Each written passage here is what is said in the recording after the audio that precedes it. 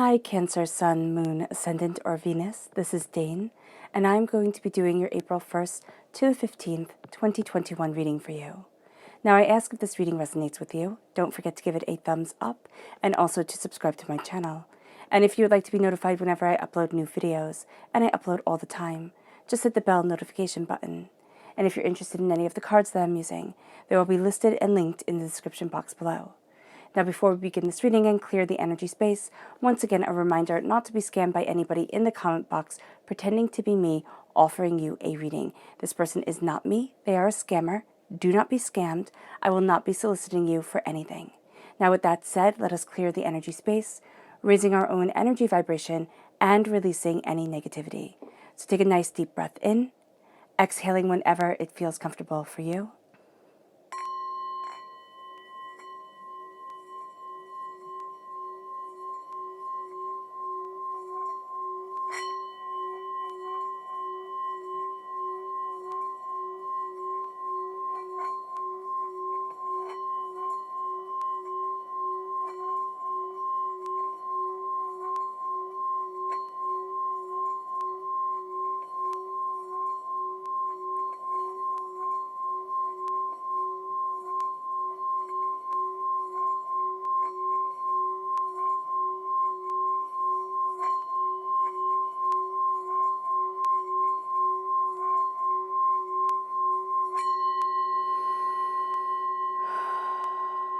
Releasing all negativity from the body like storm clouds.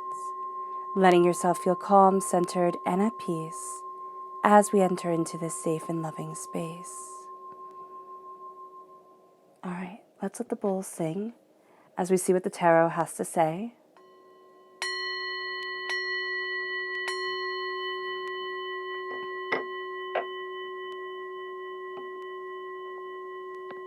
Cancer.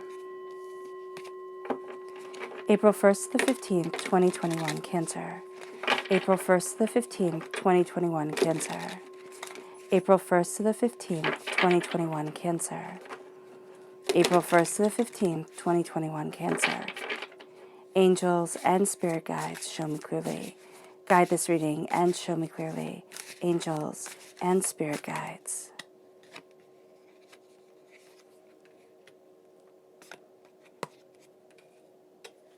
Angels and spirit guides, show me clearly. Guide this reading and show me clearly, angels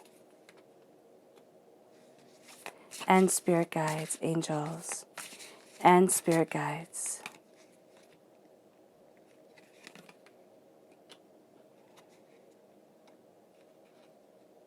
Sorry, these cards are really thick.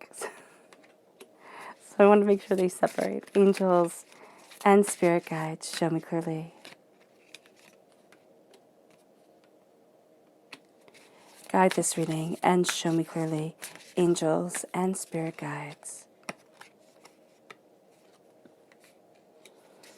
Angels and spirit guides, show me clearly. Guide this reading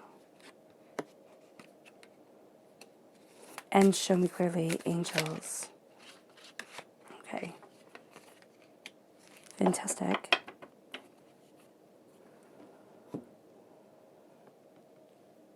Let's see the chakra energy for this time. Cancer, April 1st to the 15th, 2021, Cancer. April 1st to the 15th, 2021, Cancer. Angels and spirit guides, show me clearly. Guide this reading. Fantastic.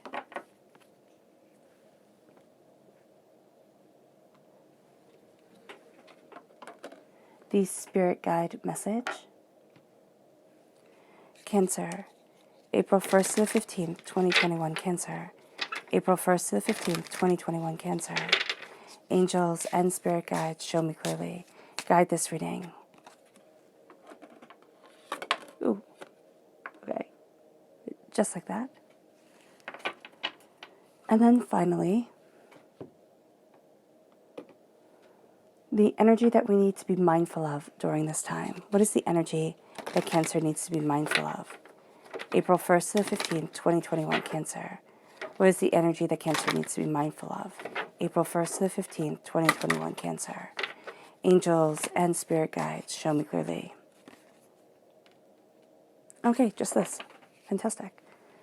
I like it. It's all really rather concise. So that's really quite pretty. All right, now the left-hand side is the inner self. The middle is the heart, the emotional self. The right-hand side, the public arena, and the public self. So let's see what the cards have to say. So we're starting with the Two of Swords. We then have the Ten of Pentacles, the Knight of Swords, air sign energy coming in, Gemini, Libra, Aquarius. If you're born on the cusp with Gemini, this part of your personality is going to come through very strongly during this time. And we have the Magician. I like this. I like this line. We then have the Nine of Wands, crowning the heart, the Five of Swords, the Eight of Cups. Well, that's good. And the Seven of Cups. Oh, that's brilliant. Okay. So it starts off rough. It does. We have the Death card, which connects us with Scorpio energy, time frame October 23rd to November 21st. We then have the High Priestess, the Eight of Wands, and the Ace of Swords. The Ace of Swords, we're definitely taking this gift. The repeat of the number 8 shows us that we're going to be taking things too seriously during this time. We just are. We're going to really feel like it's either all or nothing. We have the repeat of the number 1 with the Magician and the Ace. So that's really focused on the self, what we need, how we need to move forward, what it is that we want, being more courageous, being a bit more bold. And then we have the repeat of the number 2, which is saying collaboration and creativity is going to be very important. Even if that collaboration is simply with divinity and your angels, that's going to help lift so much from your spirits, doubts, fears, really help to move things towards your goals. Okay, so let's look at the chakra energy for this time. Clarity, the third eye chakra. I like this. With the Two of Swords, where, we start to see things branching off, and the High Priestess and the Magician. Ooh, I love that we have the High Priestess and the Magician here.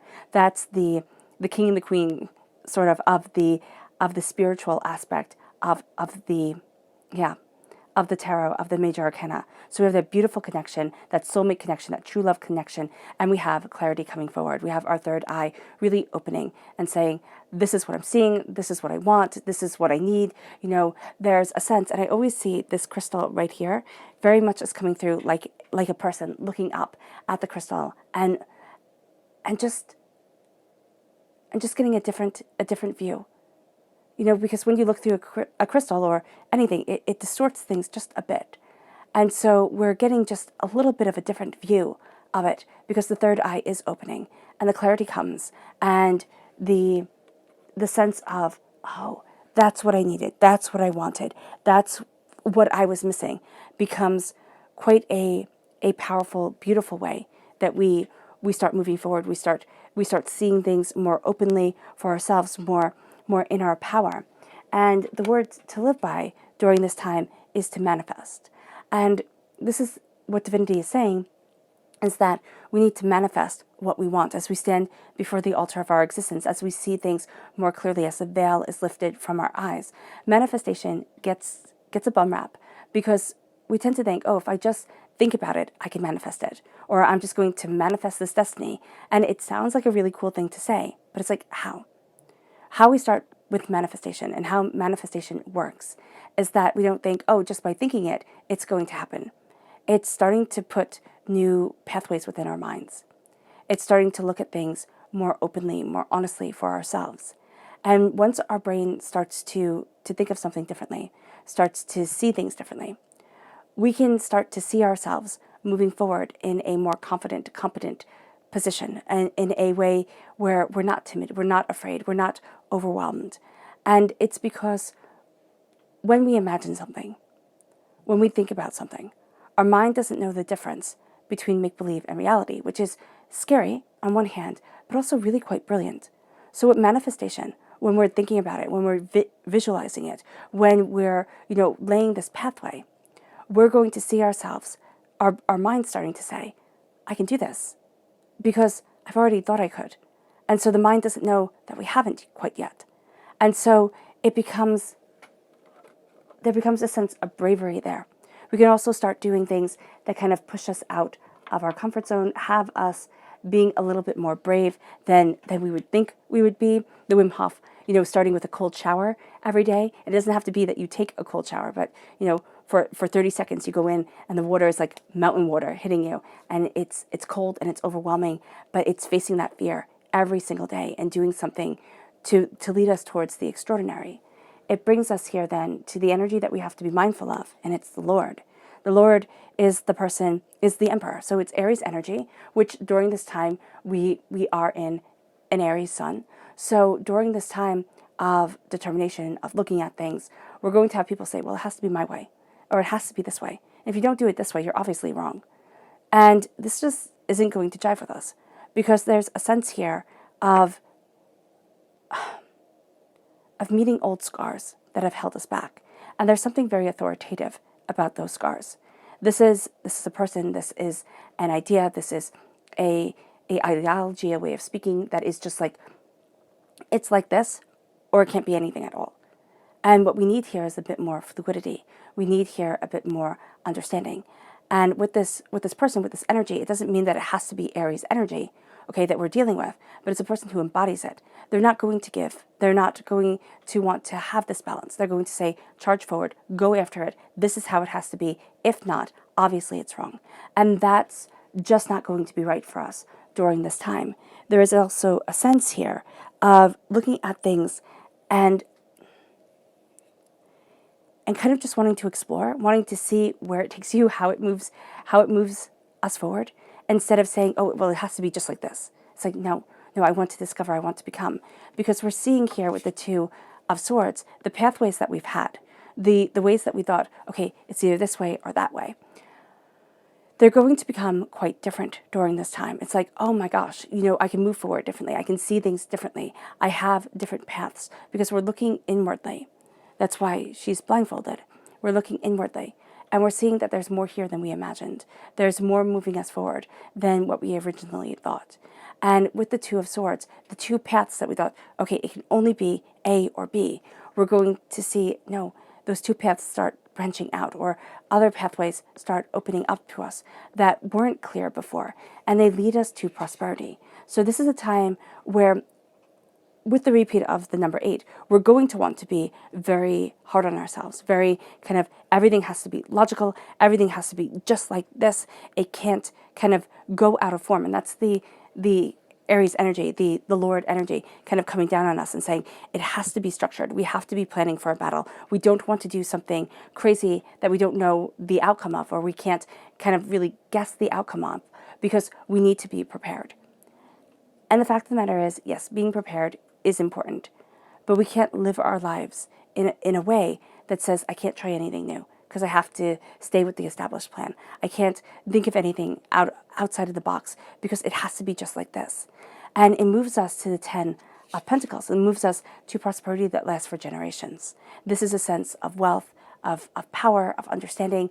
This is a sense of what we value as much as money, if not money itself, really starting to lead us forward, really starting to help us embrace our purpose, look at what we desire, look at what we want.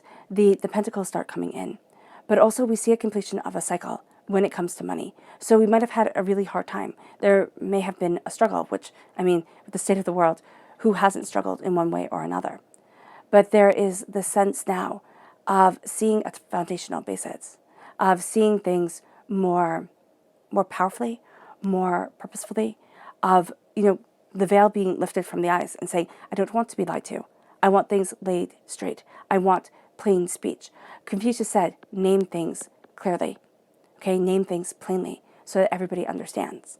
And that's what we're wanting here. We're not wanting buzzwords. We're not wanting, these kind of quick fixes. We're going to want substance. And that's what we're going after.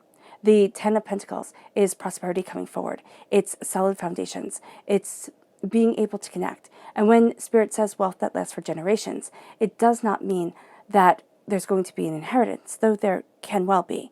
What it means is that there is something here that is laying down the power for abundance, for wealth, for prosperity, for success, for us moving towards bigger and more powerful goals. And it leads us to the Knight of Swords. Now, the Knight of Swords is one of my favorite knights because I always see him very much as Prince Charming in Sleeping Beauty, in the Disney Sleeping Beauty, which I know is terribly funny, but he slays the dragon. You know, he gets rid of the doubts and the fears, and the dragon, for us, metaphorically speaking, is the part of us that guards away our passions, our wealth, what we desire, and we can see that here. We've shortchanged ourselves. We haven't seen the prosperity that can last within our world. It's kind of like things have become just a bit gray, just a bit overwhelming, or a lot overwhelming. And the Knight of Swords here isn't going to take it lying down. He's really saying, this is what I want. You know, this is how I'm looking at things. This is how I'm cutting through the muck and the mire and the chaos and the disappointment of life. And I'm claiming where I need to stand.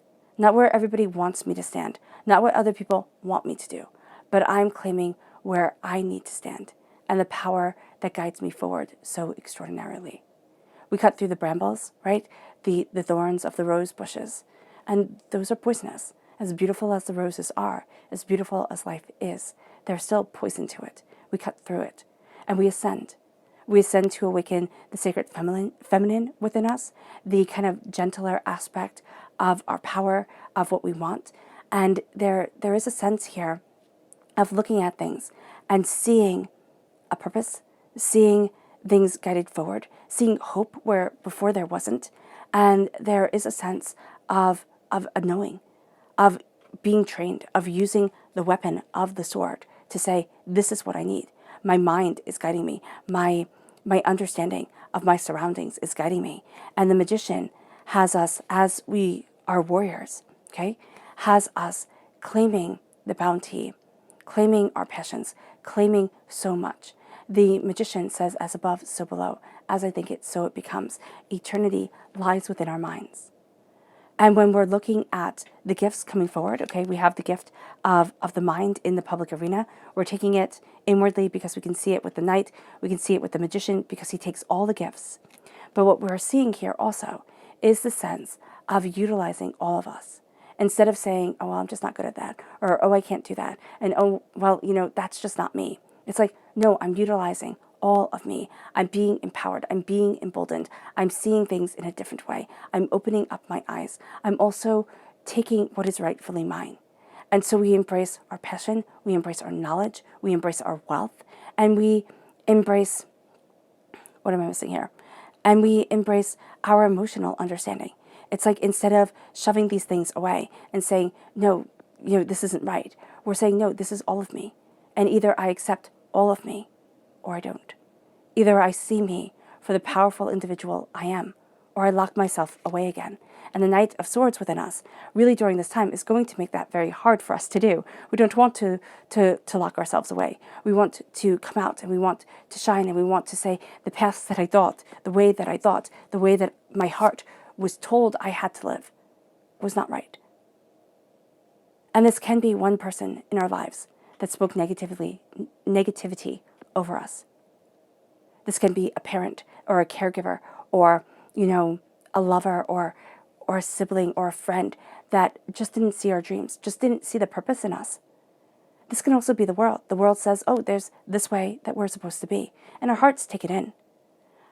And we think, okay, well, this is the way I'm supposed to be. But it's just not right. There's something sad about it.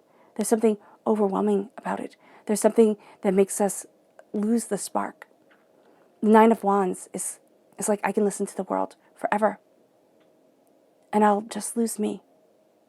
That's the only thing I have to give up, is everything that I am. And the world can guide me, and the world can tell me what to think.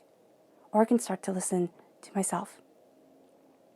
And the Nine of Wands is leaning on our own conviction, leaning on our own determination. And as we do this, we embrace our passion, we embrace our insights, and this fortifies us, even though we're kind of walking on shaky legs like a newborn calf. We're going to see here with the Five of Swords, we're facing a battle that we faced before. The outside influence, the words from others, superseding our own instincts and ideas. This is why Spirit is saying, focus on manifesting, focus on the clarity of the third eye, the clarity of what we need, because the force of other people is going to make us think that we're wrong, is going to make us question. The Five of Swords is the wounds and the pains that we have been through before, coming forward again, saying, can you do it? Can you face this? You didn't get the outcome that you wanted the first time. It wasn't the way you thought you should be living forward, or living your life, or moving forward. Or it can be, I thought I handled that well. Why do I have to face this again? I thought I skirted past that. Why am I here? The Five of Swords will show us in one way or another. And it's the way to embrace our prosperity. It's the way to start moving us forward. We're going to also find that during this time, we might be forced to live our fears. Or we might see that we were already forced to live our fears with everything that has gone on within the world and just living in general. We might have been forced to look at what we feared most and then to rebel against it, and to find that there is a powerful sense of understanding and desire and focus within us. And that becomes the game changer. So we have trials and tribulations thrown at us. Emotionally, we feel it quite intensely, quite overwhelmingly. And we start to walk away. We walk away from what we once thought we would love. We walk away from what once helped us, defined us, we thought we were going to live by forever. We walk away. The Eight of Cups is an ending. Now, this might be the ending of a relationship that keeps coming up in our minds, that keeps haunting us. The ending of a career, the ending, it could be any ending here. And what Spirit is saying, it's also can very well be abstractly like the ending of an idea. We're seeing something change, and we're seeing ourselves change. But we have to walk away. We can't keep thinking, oh my gosh, this person is going to love me, one day. Oh my gosh, this person is going to see what a mistake they made. And what's hard is, especially if this has to do with our own families, our caregivers, the people who raised us, the people who were supposed to be by our sides, and they just couldn't. And especially if you stumbled across this channel, you are much more likely to be an empathic person than not be. So the people that make up this family feel astoundingly intensely. This makes us victims and easy prey for narcissists and psychopaths and all those scary words that are people who aren't emotionally developed and need to feed off of the emotional awareness of others. So if you have a hypersensitive person, you have a hyper-caring person, and a person who can't care at all, you put those together. One is going to be taken advantage of, and it's the one who will always think that they are wrong, the empath, the sensitive person. Now we kind of have to build up the strength to say, no, I'm walking away from this. I can't live like this anymore. For some of us, we've been conditioned to live like this our whole entire lives. We had a parent who was abusive, a caregiver who was abusive, mentally, verbally, physically, and we're saying enough is enough. It moves us then to starting to realize our dreams, because somebody also told us, you can't have that dream. You can't move forward that way. That doesn't get to be your success. Now our dreams are coming back, and it becomes the light that guides our path. We can't keep our dreams in the corner anymore, hidden in the back of a closet, to be looked at longingly and lovingly when we think nobody's looking, when we think the world can't tear it apart, because the one bit of hope that we have. Remember, the last thing and the only thing that was left in Pandora's box when she opened it was hope. And that's what the world runs on. We can't have people stealing away our hopes, our dreams, and our desires. The Seven of Cups is a realization of our dreams. It's a focusing on our dreams, is the insight those dreams give us. And we see in the public arena, we're really embracing the dying away of the old self, the rebirth of the new, the change that has come forward. The fact that we're not the same person who shoved those dreams in the back of the closet. We're not the same person who was scared and overwhelmed and thought that prosperity was for everybody else, but not for us. We start to see that we're changing, that we're becoming more, that a part of us, just as we walk away, well, it dies away. The weaker part, the scared part, the overwhelmed part, and it leads us to the High Priestess. The High Priestess takes the veil from in front of our eyes and pulls it back and says, see clear. Now we can be wrapped up like a mummy, and have so much in front of our eyes that it takes a while of the High Priestess showing for us to really understand what we want and what we desire, and what we're looking at and what we're seeing. But here the High Priestess is saying to us, look clearly, embrace the third eye chakra. During this time, if we can just meditate on the third eye chakra, meditate on the connection with greater knowledge, greater seeing, instead of saying, oh, well, that doesn't fit with the narrative that I have for my life, I'm just not going to look at it. It's like, no, see things openly, see things honestly.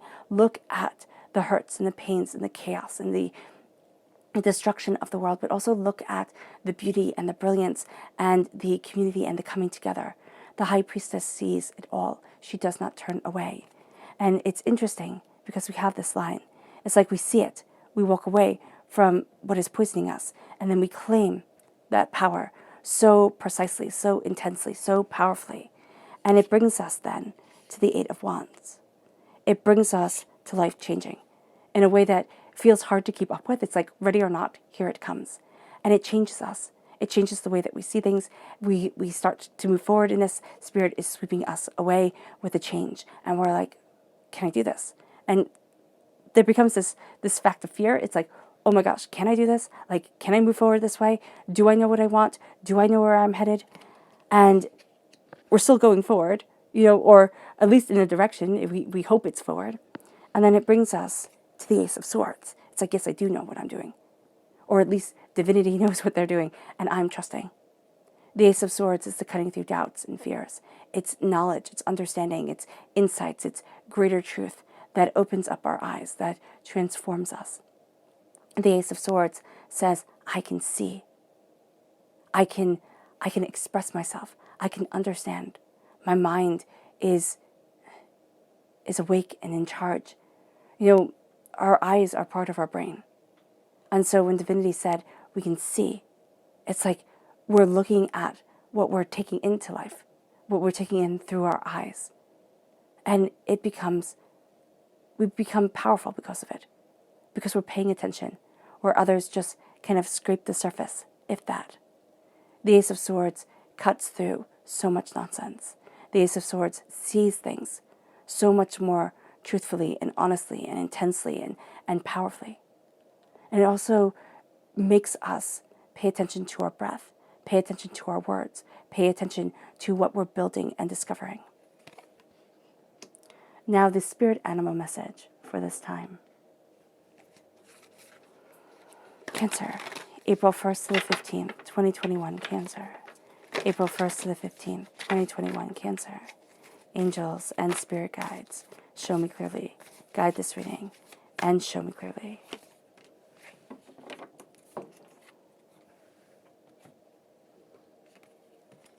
It is the owl spirit. See clearly now, which is exactly what divinity was talking about.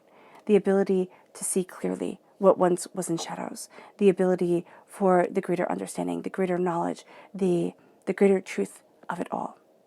Now, our subconscious spirit animal message is the dragonfly spirit. Truth transcends illusions. Truth transcends lies.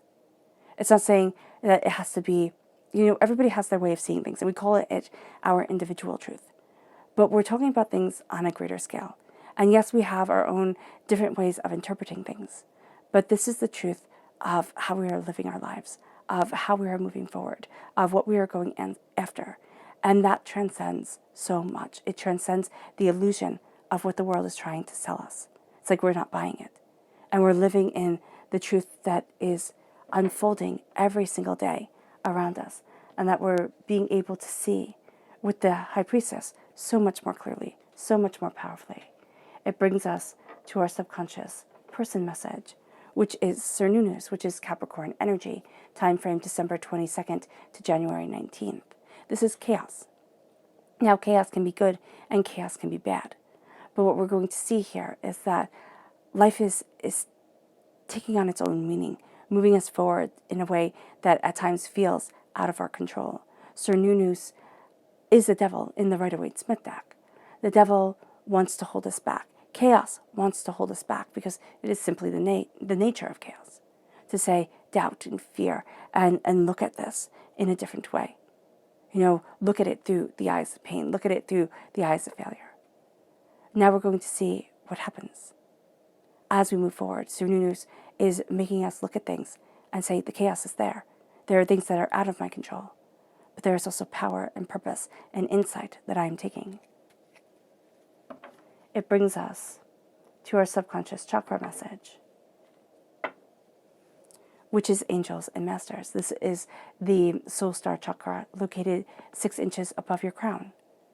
This is our angels guiding us. Angels, masters, angels, and divinity being a part of who we are, looking at things so differently, so much more intensely, so much more assuredly.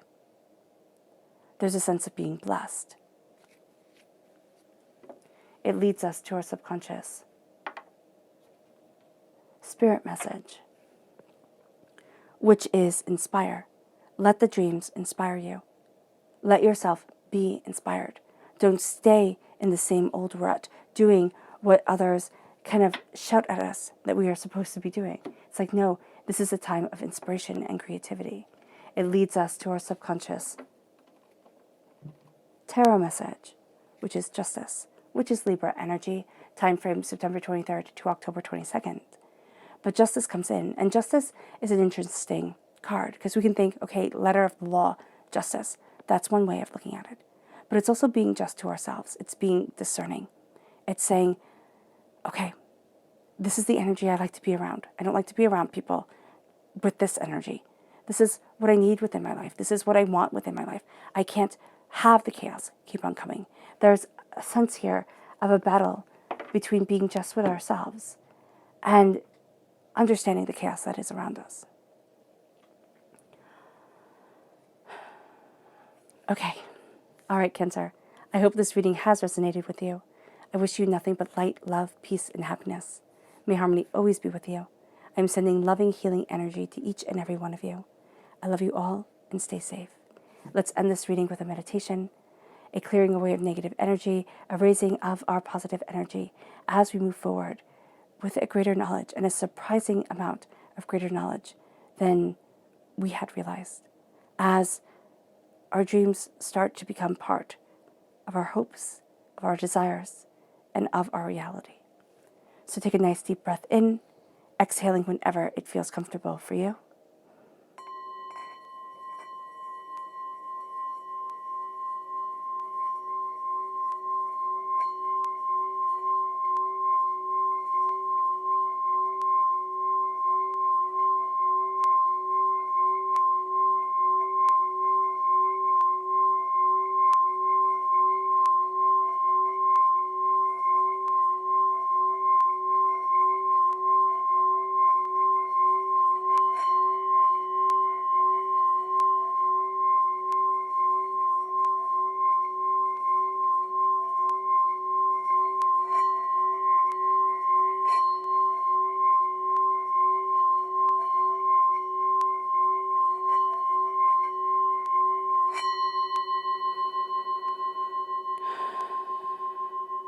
May you move forward in peace and in harmony, Cancer.